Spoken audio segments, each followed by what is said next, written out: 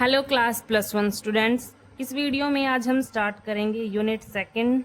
नाम क्या है यूनिट का? Structure of atom. इंट्रोडक्शन देखो क्या है। According to Dalton, a British school teacher in 1808 proposed that matter was made up of extremely small indivisible particles called atoms।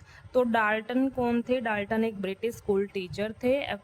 उन्होंने 1808 में ये बोला था कि जो मैटर है वो बिल्कुल एक्सट्रीमली स्मॉल इंडिविजिबल पार्टिकल से बना हुआ है और उसको हम क्या बोलते हैं? एटम बोलते हैं। इंडिविजिबल मतलब उसको हम फर्दर सब डिवाइड नहीं कर सकते, मतलब एटम ही जो मैटर है वो बिल्कुल छोटे पार्टिकल से बना हुआ है। एटम क्या है? बिल्कुल छोटा पार्टिकल है और मैटर उसी से बना हुआ है, उसको हम फर्दर सब डिवाइड नहीं कर सकते, उससे कोई छोटा पार्टिकल नहीं है। मैटर किससे बना हुआ? एटम से। और एटम क्या है? बिल्कुल स्मॉल पार्टिकल है। ठीक है, तो ये डाल्टन ने बताया था। ठीक है, अब जो ये डाल्टन का दिया हुआ जो कंसेप्ट है वो बहुत सालों तक ऐसे ही चलता रहा, ऐसे ही मानते रहे, लेकिन कुछ साइंटिस्ट ने दोबारा रिसर्च की यहाँ पर देखो। However the research is done by various scientist like J Thomson, Goldstein and Rutherford, Chadwick, Bohr, others that the atom was not the smallest indivisible particles. कुछ साइंटिस्ट ने रिसर्च की यहाँ पर, जैसे J Thomson, Rutherford, Chadwick, Bohr, इन्होंने बताया further research करके कि जो एटम है वो स्मॉल इंडिविजिबल पार्टिकल नहीं है। एटम क्या है? स्मॉल पार्टिकल नहीं है, लेकिन but had a complex structure. उसका क्या है? कॉम्प्लेक्स स्ट्रक्चर है। उसके अंदर क्या है? वो किससे बना हुआ है? एटम है जो वो किससे बना हुआ है? Was made up of still smaller particles. Atom किससे बना हुआ है? फर्दर स्टिल छोटे छोटे पार्टिकल से बना हुआ है, like electrons, protons and neutrons. ठीक है, डाल्टन्स का जो कंसेप्ट है वो फेल हो गया यहाँ पर, और कुछ साइंटिस्ट ने फर्दर रिसर्च की और उन्होंने बताया कि जो एटम है वो फर्दर छोटे छोटे पार्टिकल से बना हुआ है। उसका जो स्ट्रक्चर है वो कॉम्प्लेक्स है। पार्टिकल कौन कौन से हैं उसमें? Electron, proton and neutrons. ठीक है, अब उसके बाद जो ये पार्टिकल्स हैं इनकी भी आगे फर्दर डिस्कवरी की गई। तो सबसे पहले हम स्टडी करेंगे यहाँ पर इलेक्ट्रॉन की डिस्कवरी स्टडी करेंगे। ठीक है, discovery of electron, study of cathode rays. ठीक है, अब देखो यहाँ पर जो डिस्कवरी की गई थी इलेक्ट्रॉन की, उसमें भी बहुत सारे साइंटिस्ट ने काम किया था यहाँ पर, लेकिन जो क्रेडिट गया इलेक्ट्रॉन की डिस्कवरी का वो किसे गया? जे थॉमसन को गया। ठीक है, तो electron was discovered by J Thomson in 1897। उसके बाद यहाँ पर विलियम क्रूक्स ने भी यहाँ पर अपना कुछ एक्सपेरिमेंट्स किए थे इलेक्ट्रॉन की डिस्कवरी के लिए और कैथोड रेज को स्टडी किया था। उसके लिए कुछ एक्सपेरिमेंट किए थे। विलियम क्रूक्स ने क्या किया? इन 1879 में स्टडी किया, कंडक्शन ऑफ इलेक्ट्रिसिटी को स्टडी किया। ठीक है, गैसेज एट लो प्रेशर की हेल्प से, मतलब जो गैस ली वहां पर वो लो प्रेशर पर ली। ठीक है, गैसेस का यूज किया, वो लो प्रेशर पर यूज किया, और किसको स्टडी किया? कंडक्शन ऑफ इलेक्ट्रिसिटी को स्टडी किया। यहाँ पर इस एक्सपेरिमेंट के लिए उसने कौन सा अपरेटस लिया? ये देखो, ही टुक अ डिस्चार्ज ट्यूब, एक डिस्चार्ज ट्यूब ली जो कि लॉन्ग ग्लास ट्यूब है और उसकी लेंथ क्या है? 60 centimetre long, about 60 centimetre long. उस ट्यूब को सील कर दिया गया, seal at both the ends, seal at both the ends, seal बंद कर दिया दोनों साइड से, एंड फिट कर दिया टू मेटल इलेक्ट्रोड के साथ। देखो यहाँ पर जो ये ट्यूब है ये क्या है? ग्लास ट्यूब है, डिस्चार्ज ट्यूब है। ये कितनी लंबी है? 60 सेंटीमीटर है। यहाँ पर 60 सेंटीमीटर ये लंबी है। अब इस जो ट्यूब को दोनों साइड से सील कर दिया, बंद कर दिया, और इसमें ना दो मेटल के इलेक्ट्रोड्स को फिट कर दिया। देखो, एक ये इलेक्ट्रोड है और एक ये वाला इलेक्ट्रोड है। ठीक है, इस इलेक्ट्रोड को हम कैथोड बोलेंगे और इस इलेक्ट्रोड को हम एनोड बोलेंगे। कैथोड पे यहाँ पे नेगेटिव चार्ज है और एनोड पे यहाँ पर पॉजिटिव चार्ज है। ठीक है, उसके बाद it has a side tube fitted with stop cock, और यहाँ पर क्या किया? यहाँ पर स्टॉप कॉक लगा दिए, यहाँ पर फिट कर दिए स्टॉप कॉक। ठीक है, और क्या किया? इस ट्यूब में एक वैक्यूम पंप भी लगा दिया। वैक्यूम पंप का यहाँ पर क्या यूज़ है, इसकी हेल्प से हम क्या कर सकते हैं, यहाँ पर जो ट्यूब के अंदर जो गैस है उसका प्रेशर हम कम कर सकते हैं अकॉर्डिंग टू रिक्वायरमेंट। ठीक है, तो इस वैक्यूम की हेल्प से हम गैस का प्रेशर कम कर सकते हैं अकॉर्डिंग टू रिक्वायरमेंट। तो यहाँ पर ये पंप लगा दिया, वैक्यूम पंप लगा दिया। ठीक है, connected to a vacuum pump to reduce the pressure of the gas inside any desired value. मतलब हम अपने अकॉर्डिंग एक्सपेरिमेंट करते टाइम जो भी हमें वैल्यू चाहिए उसके अकॉर्डिंग यहाँ पर हम गैस का प्रेशर कम कर सकते हैं। These tubes are also called Crookes tubes. अब जो साइंटिस्ट थे विलियम क्रूक्स, उसने अपने ही नाम पर यहाँ पर इस ट्यूब का नाम रख दिया क्रूक्स ट्यूब्स। ठीक है, अब देखो यहाँ पर जो ये ट्यूब है फर्दर किससे कनेक्ट की गई है, यहाँ पर हाई वोल्टेज से कनेक्ट की गई है। यहाँ पर ये पॉजिटिव ये नेगेटिव। ठीक है, इंडक्शन कॉइल से कनेक्ट कर दी, यहाँ पर अप्लाई कर दी हाई डीसी वोल्टेज। ठीक है, अबाउट 10,000 वोल्ट अप्लाई कर दी। यहाँ पर क्या है, अंदर गैस है। ठीक है, अब देखो जब ये हाई वोल्टेज अप्लाई करी, when a high voltage of about 10,000 volts is applied between the electrodes, इस इलेक्ट्रोड्स के बीच में, मतलब यहाँ पर क्या अप्लाई कर दिया, हाई डीसी वोल्टेज अप्लाई कर दी, यहाँ पर वोल्टेज सप्लाई कर दी यहाँ पर। तो क्या हुआ, डिफरेंट प्रेशर पर, डिफरेंट मतलब यहाँ पर हम प्रेशर कम करते गए। ठीक है, फिर और कम कर दिया, मतलब डिफरेंट डिफरेंट प्रेशर पर यहाँ पर कुछ ऑब्जर्वेशन देखने को मिली। वो देखो कौन कौन सी है यहाँ पर। फर्स्ट देखो, when the gas pressure inside is 1 atmosphere, जब इस ट्यूब के अंदर गैस का प्रेशर कितना है, 1 atm है, 1 एटमॉस्फेयर है, तब यहाँ पर कोई भी करंट फ्लो नहीं हुआ। ठीक है, यहाँ पर क्या है, गैस, इसका प्रेशर कितने प्रेशर पर है, ये 1 एटमॉस्फेयर प्रेशर पर है, मतलब यहाँ पर बहुत सारी गैस है यहाँ पर। तो यहाँ पर जब हमने 10,000 वोल्ट अप्लाई की यहाँ पर, तो कोई भी करंट फ्लो नहीं हुआ, इन इलेक्ट्रोड्स के बीच में कोई भी करंट फ्लो नहीं हुआ। वो क्यों नहीं हुआ, क्योंकि हमें पता है यहाँ पर जो गैस प्रेजेंट है वो क्या होती है, बैड कंडक्टर होती है, पुअर कंडक्टर होती है इलेक्ट्रिसिटी की। ठीक है, बीच में गैस है, पुअर कंडक्टर है इलेक्ट्रिसिटी की, तो इसीलिए यहाँ पर कोई भी करंट फ्लो नहीं हुआ बिटवीन द इलेक्ट्रोड्स। ठीक है, ये दो इलेक्ट्रोड्स हैं। फर्स्ट पॉइंट ये देखा गया, कौन से प्रेशर पर, 1 atm, 1 एटमॉस्फेयर पर देखा गया।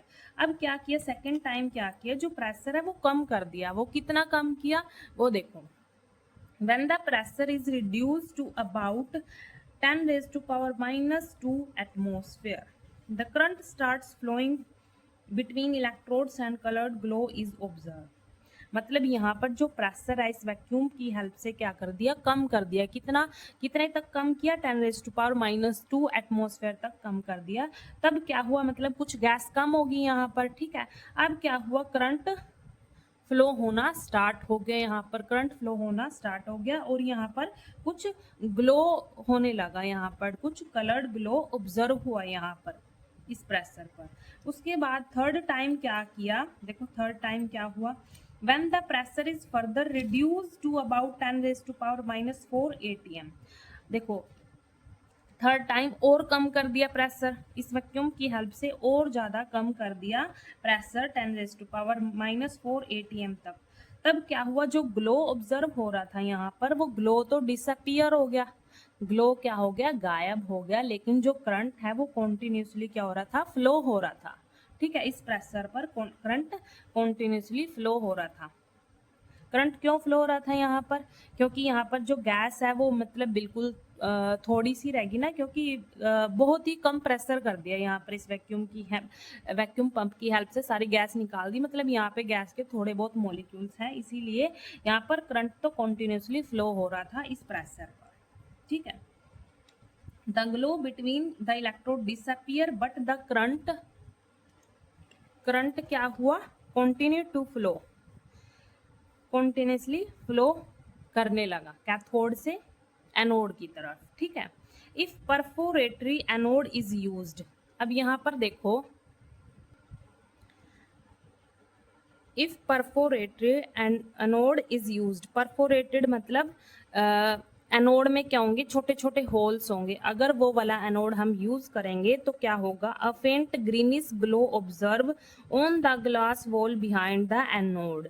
यहाँ पर जो हमारे पास डिस्चार्ज ट्यूब में एनोड के पीछे जो ग्लास वॉल है, यहाँ पर जो देखो कैथोड से क्या होगा, जो भी करंट पास होगा, मतलब कुछ भी मटेरियल पार्टिकल्स यहाँ से एमिट होंगे, कुछ भी मटेरियल पार्टिकल्स एमिट होंगे या कोई भी रेज यहाँ से एमिट होगी, ठीक है, तो वो कहाँ से पास होगी, जो एनोड में छोटे छोटे होल्स है ना, यहाँ से पास होती हुई यहाँ पर हमें क्या दिखाई देगा, फिर उससे ग्रीनिश ग्लो ऑब्जर्व होगा। यहाँ पर जो ग्लास वॉल है ना, इस पे हमें क्या दिखाई देगा, एक ग्रीनिश ग्लो ऑब्जर्व होगा on the glass wall behind the, इस एनोड के पीछे ग्रीन कलर का कुछ ग्लो ऑब्जर्व होगा, मतलब साइनिंग सा दिखेगा, कुछ चमक सी दिखेगी, ठीक है। यहाँ पर this shows that some invisible rays are emitted from the cathode which pass through the hole of the anode and strike the glass wall। मतलब यहाँ से हम बोल सकते हैं कि कैथोड से कुछ इस प्रेशर पर 10⁻⁻⁴ ATM प्रेशर जब हमने किया यहाँ पर, तो क्या हुआ, कैथोड से कुछ इनविजिबल रेज आ रही है। इनविजिबल मतलब हमें दिखाई नहीं दे रही, यहाँ पर कुछ ना कुछ रेज आ रही है जो कि कैथोड से एमिट हो रही है, और जो यहाँ पर एनोड में होल है ना, वो यहाँ से पास होती हुई यहाँ ग्लास वॉल पे स्ट्राइक हो रही है, हिट हो रही है, और उससे क्या हुआ, यहाँ पर साइनिंग सा कुछ हो रहा है, यहाँ पर साइन हो रही है, और यहाँ पर हमें क्या दिखाई दे रहा है, ग्रीनिश ग्लो दिखाई दे रहा है, ग्रीनिश ग्लो दिखाई दे रहा है। इससे हमें क्या पता चल रहा है कि कैथोड से कुछ ना कुछ चीज या कुछ ना कुछ मटेरियल यहाँ से एमिट हो रहा है, ठीक है, कोई ना कोई रेज इनविजिबल जो हमें दिखाई नहीं दे रही, वो एमिट हो रही है। किससे पता चला हमें, क्योंकि यहाँ पर हमें क्या दिखाई दिया, एक्सपेरिमेंट करके देखा तो हमें यहाँ क्या देखने को मिला कि ग्रीनिश ग्लो ऑब्जर्व हो रहा है यहाँ पर, ठीक है। उससे हमें पता चला कि कैथोड जो इलेक्ट्रोड है उससे कुछ ना कुछ एमिट हो रहा है, कुछ रेज एमिट हो रही है जो हमें दिखाई नहीं दे रही, ठीक है। तो यहाँ पर इन रेज को हम क्या बोलेंगे, कैथोड रेज बोलेंगे, क्योंकि ये कहाँ से एमिट हो रही हैं रेज, यहाँ से जो रेज एमिट हो रही थी, इनको हम क्या बोलेंगे, कैथोड रेज बोलेंगे, ठीक है। अब उसके बाद हम स्टडी करेंगे प्रॉपर्टी ऑफ कैथोड रेज। तो यहाँ से तो डिस्कवरी हो गई थी कैथोड रेज की, डिस्कवरी हुई थी बाय विलियम क्रूक्स, ठीक है। मतलब यहाँ पर ना इलेक्ट्रॉन्स की डिस्कवरी और कैथोड रेज की डिस्कवरी, इसमें ना बहुत सारे साइंटिस्ट काम कर रहे थे, लेकिन यहाँ पर जो इलेक्ट्रॉन की डिस्कवरी है उसमें क्रेडिट तो जे थॉमसन साइंटिस्ट को ही जाता है, ठीक है। उसके बाद प्रॉपर्टीज, जब हम कैथोड रेज की प्रॉपर्टीज यहाँ पर डिस्कस कर रहे थे तो उस टाइम हमें इलेक्ट्रॉन्स का भी पता चला, ठीक है। तो यहाँ पर फर्स्ट प्रॉपर्टी देखो, the cathode ray travel in straight line. जो कैथोड से जो रेज एमिट हो रही थी वो बोला गया कि स्ट्रेट लाइन में ट्रैवल करती हैं वो, लेकिन कैसे प्रूफ किया, ये प्रूफ कैसे किया, कैसे पता चला, एक्सपेरिमेंट करके देखा। इसके लिए भी देखो यहाँ पर जो ये रेज पास हो रही थी ना कैथोड रेज से, तो उनके रास्ते में, उनके बीच में यहाँ पर एक ऑब्जेक्ट रख दिया, ओपेक ऑब्जेक्ट रख दिया, मतलब कोई सॉलिड ऑब्जेक्ट रख दिया। तो इन कैथोड रेज की वजह से इस ऑब्जेक्ट की यहाँ पर पीछे शैडो बन रही थी। क्या बन रही थी, शैडो बन रही थी। यहाँ पर देखो, दोबारा सुनो, यहाँ पर बोला गया कि जो कैथोड से रेज एमिट हो रही थी वो ट्रैवल करती हैं स्ट्रेट लाइन में, फर्स्ट प्रॉपर्टी, ठीक है। लेकिन इसको एक्सपेरिमेंट करके कैसे देखा गया कि जो ये रेज एमिट हो रही है ना, इनके रास्ते में एक सॉलिड ऑब्जेक्ट रख दिया था।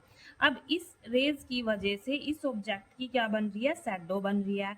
तो इससे हमें पता चला कि जो कैथोड रेज हैं वो ट्रैवल करती हैं इन स्ट्रेट लाइन में।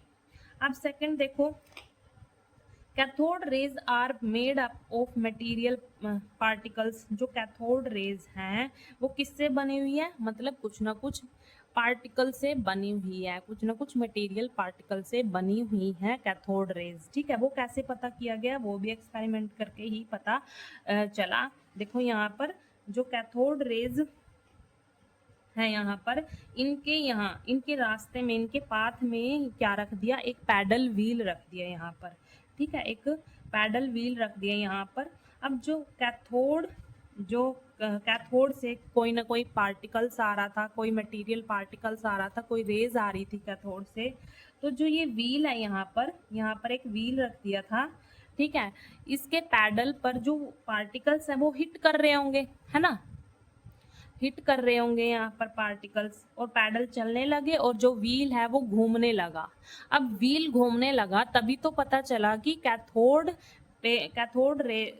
से जो रेज एमिट हो रही थी वो कोई ना कोई पार्टिकल से बनी हुई है ना। यहाँ पर जब ये कैथोड रेज इस व्हील से हिट हुई और ये व्हील घूमने लगा। अब ये व्हील घूमने लगा, क्यों घूमने लगा यहाँ पर व्हील, तभी घूमेगा ना जब कोई मतलब पार्टिकल है वो हिट होगा तभी घूमेगा वो व्हील, ठीक है। मतलब यहाँ पर पता चला कि जो कैथोड रेज है वो किससे बनी हुई है, कोई ना कोई मटेरियल पार्टिकल से बनी हुई है। थर्ड प्रॉपर्टी क्या है, cathode rays carry negative charge. जो कैथोड रेज हैं उन पे नेगेटिव चार्ज है। ये हमें कैसे पता चला, ये भी प्रूफ किया गया यहाँ पर देखो, यहाँ पर कैथोड रेज एमिट हो रही है। अब यहाँ पर ना कुछ इलेक्ट्रिक फील्ड अप्लाई की गई, यहाँ पर बड़ी बड़ी यहाँ पर प्लेट्स लगाई गई। मान लो यहाँ पर क्या है, पॉजिटिव वाली है और यहाँ पर नेगेटिव वाली है। अब जो कैथोड रेज है, एक्सपेरिमेंट करके देखा गया, कैथोड रेज है वो किस तरफ डिफ्लेक्ट हुई, पॉजिटिव की तरफ डिफ्लेक्ट हुई। किसकी तरफ डिफ्लेक्ट हुई, पॉजिटिव की तरफ डिफ्लेक्शन शो की उन्होंने जब इलेक्ट्रिक फील्ड अप्लाई की गई यहाँ पर। अब पॉजिटिव की तरफ कौन अट्रैक्ट होगा, पॉजिटिव की तरफ कौन अट्रैक्ट होगा, नेगेटिव ही अट्रैक्ट होगा। तो इससे पता चला कि जो कैथोड रेज हैं उन पे कौन सा चार्ज है, नेगेटिव चार्ज है, ठीक है। यहाँ पे इलेक्ट्रिक फील्ड अप्लाई करके देखी गई। थर्ड प्रॉपर्टी हमने कर ली, cathode rays carry negative charge, ठीक है। तो ये पॉजिटिव प्लेट्स की तरफ अट्रैक्ट हो रही थी इलेक्ट्रिक फील्ड में, इसीलिए हमें पता चला। फोर्थ है cathode rays produce heating effect. देखो जब भी कैथोड से जो भी रेज एमिट हो रही हैं, अगर वो मेटल मतलब मेटल रख दी वहां पर, तो मेटल पर वो हिट कर रही थी ना, मेटल पर रेज हिट कर रही थी, तो क्या हुआ, बाद में जो मेटल है वो बहुत ही गर्म होगी। तो उससे हमें पता चला कि cathode rays produce heating effect, मतलब बहुत सारी हीट निकल रही थी वहां पर, हीटिंग इफेक्ट प्रोड्यूस हुआ कैथोड रेज की वजह से। जैसे ही मेटल पर कैथोड रेज स्ट्राइक हुई तो वहां पर क्या हुआ, हीटिंग इफेक्ट प्रोड्यूस हुआ। फिफ्थ प्रॉपर्टी क्या, they causes ionisation of the gas produce which they pass, they causes ionisation of the gas through which they pass. मतलब यहाँ पर देखो, यहाँ पर अब क्या है, यहाँ पर क्या, जब हमने बिल्कुल लो प्रेशर कर दिया था, 10⁻⁻⁴ atm तक रिड्यूस कर दिया था प्रेशर, तब भी यहाँ पर कुछ ना कुछ गैस के मॉलिक्यूल्स तो थे ही, ठीक है। अब यहाँ पर जो कैथोड रेज निकल रही है, यहाँ पर कोई मटेरियल पार्टिकल निकल रहा है यहाँ पर, ठीक है, कैथोड से कोई मटेरियल पार्टिकल निकल रहा है, यहाँ पर छोटे छोटे जो गैस के मॉलिक्यूल्स हैं। अब उन गैस मॉलिक्यूल्स में एटम्स भी होंगे, ठीक है। अब यहाँ पर जो मटेरियल पार्टिकल है कैथोड से निकल रहा है वो एटम से स्ट्राइक होगा और उसको आयंस में कन्वर्ट कर देगा, ठीक है। वहां से इलेक्ट्रॉन्स एमिट होंगे एटम पर, मान लो एटम है उस पर स्ट्राइक होगा तो वहां से इलेक्ट्रॉन्स एमिट होंगे। तो यही तो होता है आयनाइजेशन, ठीक है, आयंस में कन्वर्ट कर देंगे। यहाँ पर जो मटेरियल पार्टिकल होगा कैथोड से जो भी मटेरियल पार्टिकल एमिट होगा वो गैस के जो मॉलिक्यूल्स हैं उनमें जो एटम्स है ना उस पर हिट होगा, तो क्या होगा, वो आयंस में कन्वर्ट हो जाएंगे, वहाँ से इलेक्ट्रॉन्स एमिट होगा, ठीक है। तो इसी को हम क्या बोल रहे हैं, आयनाइजेशन। मतलब इनकी वजह से क्या होता है, कैथोड रेज की वजह से क्या होता है, गैस का आयनाइजेशन हो जाता है। यहाँ पर ये नहीं बोलते कि हम यहाँ पर बहुत सारी गैस है, देखो यहाँ पर प्रेशर बिल्कुल लो कर दिया, तो यहाँ पर गैस क्या होगी, बिल्कुल थोड़े से मॉलिक्यूल्स होंगे ना, उन्हीं का आयनाइजेशन कर दिया यहाँ पर, ठीक है।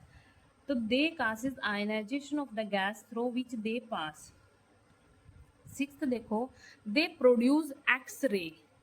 when they strike against the surface of hard metal like tungsten, molybdenum etc.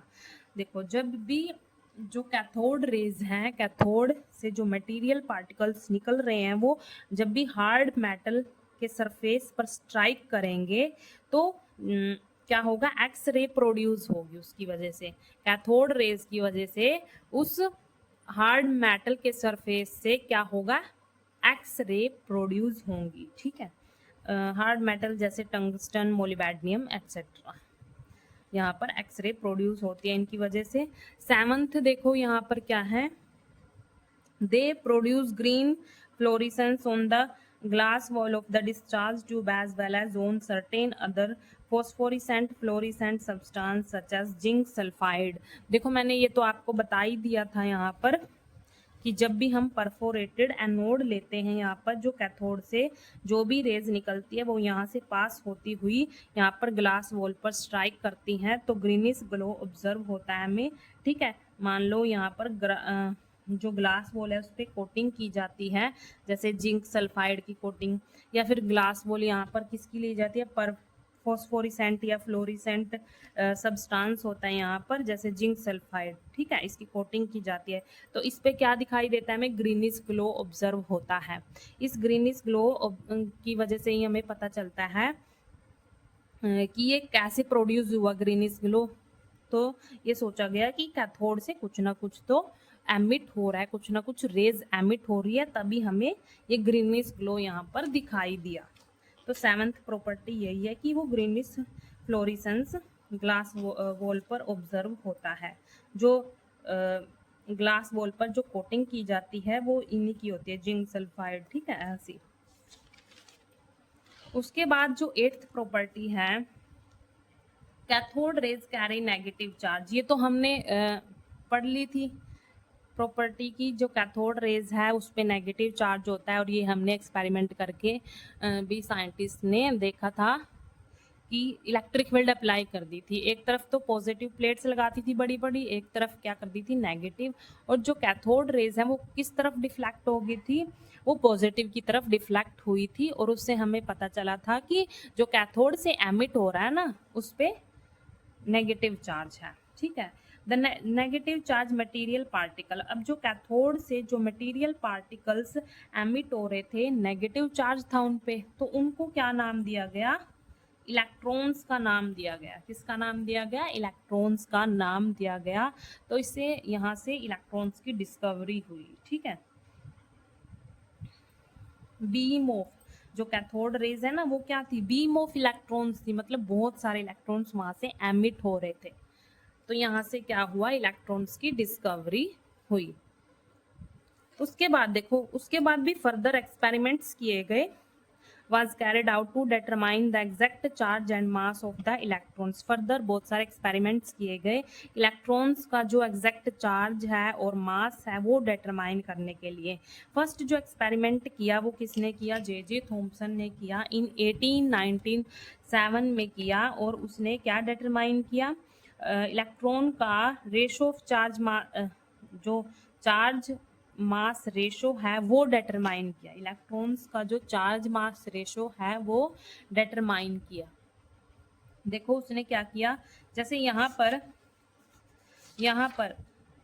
J Thomson ने क्या किया, जो ये डिस्चार्ज ट्यूब है ये भी चेंज करके देखी, डिफरेंट डिस्चार्ज ट्यूब यहाँ पर लगा कर देखी, उसमें जो गैसेस हैं वो भी चेंज करके देखी। ठीक है, डिफरेंट गैसेस यूज़ की, और यहाँ पर जो मेटल के इलेक्ट्रोड्स हैं यहाँ पर इलेक्ट्रोड्स भी चेंज करके देखे, यहाँ पर इलेक्ट्रोड्स भी चेंज करके देखे, तो हर टाइम उसने क्या पाया, फाइंड आउट किया, हर टाइम क्या फाइंड आउट किया, जो चार्ज और मास की रेशो है वो सेम आती है, हर टाइम क्या आती है, सेम आती है। ये एक्सपेरिमेंट करके देखा उसने, मतलब सारी गैसेस बदल के देखी। ठीक है, जो मेटल इलेक्ट्रोड्स हैं वो भी चेंज करके देखे, डिस्चार्ज जो ट्यूब है वो भी चेंज करके देखी। He use different discharge tube fitted with electrode of different metals. He placed different gases in the tube, so he found every time that ratio of charge mass of the electron was the same। जो charge है उसको हम ई से denote करें, मास को M से, तो उसकी जो एक्सपेरिमेंट करके हमें वैल्यू मिली वो क्या मिली, हर टाइम क्या मिलती है, सेम मिलती है।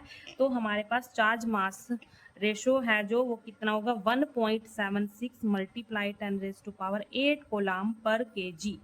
अब देखो हर टाइम ये वैल्यू क्या मिल रही थी, सेम मिल रही थी। तो इससे हमें क्या पता चलता है कि यहाँ पर जो इलेक्ट्रॉन, जो ये मटेरियल पार्टिकल है ना, जो इलेक्ट्रॉन है वो हर एक एलिमेंट के एटम्स में पाए जाने वाला कोई पार्टिकल है। तो यहाँ से हम बोल सकते हैं कि जो इलेक्ट्रॉन है वो क्या है, एक फंडामेंटल पार्टिकल है। मतलब हर एक एलिमेंट के एटम में ये प्रेजेंट होता है ये पार्टिकल, ठीक है। तो यहाँ से हम इसको बोल सकते हैं कि ये इलेक्ट्रॉन फंडामेंटल पार्टिकल है, क्योंकि यहाँ से हर टाइम हमें क्या मिल रहा था, सेम वैल्यू मिल रही थी इसकी, ठीक है।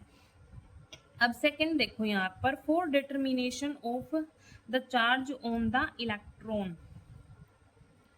अब सेकंड एक्सपेरिमेंट किया गया, किसने किया, ये R.A. मिलिंकन ने किया इन 1917 में किया, और इलेक्ट्रॉन का चार्ज फाइंड आउट किया। यहाँ पर एक्सपेरिमेंट करके चार्ज फाइंड आउट किया। यहाँ पर चार्ज को ई से डिनोट करेंगे और वो वैल्यू क्या आई 1.602 मल्टीप्लाई 10⁻⁻19 कोलाम। चार्ज की यूनिट क्या होती है, कोलाम होती है, ठीक है। तो ये चार्ज की वैल्यू फाइंड आउट की किसने, R.A. मिलिंकन ने। अब यहाँ पर देखो हमारे पास दो वैल्यू है, एक तो रेशो है चार्ज और मास की, एक है चार्ज की वैल्यू भी पता है। तो यहाँ से हम क्या कर सकते हैं, मास कैलकुलेट कर सकते हैं इलेक्ट्रॉन का, ठीक है। देखो यहाँ पर हम इलेक्ट्रॉन का मास कैलकुलेट कर सकते हैं इन दोनों वैल्यू का यूज करके। देखो E/m जो चार्ज मास रेशो है वो कितना है 1.76 मल्टीप्लाई 10⁸ कोलाम पर केजी है, और हमें क्या पता है, चार्ज E भी पता है। मतलब E क्या है, यहाँ पर चार्ज है 1.602 मल्टीप्लाई 10⁻⁻19 कोलाम, ठीक है।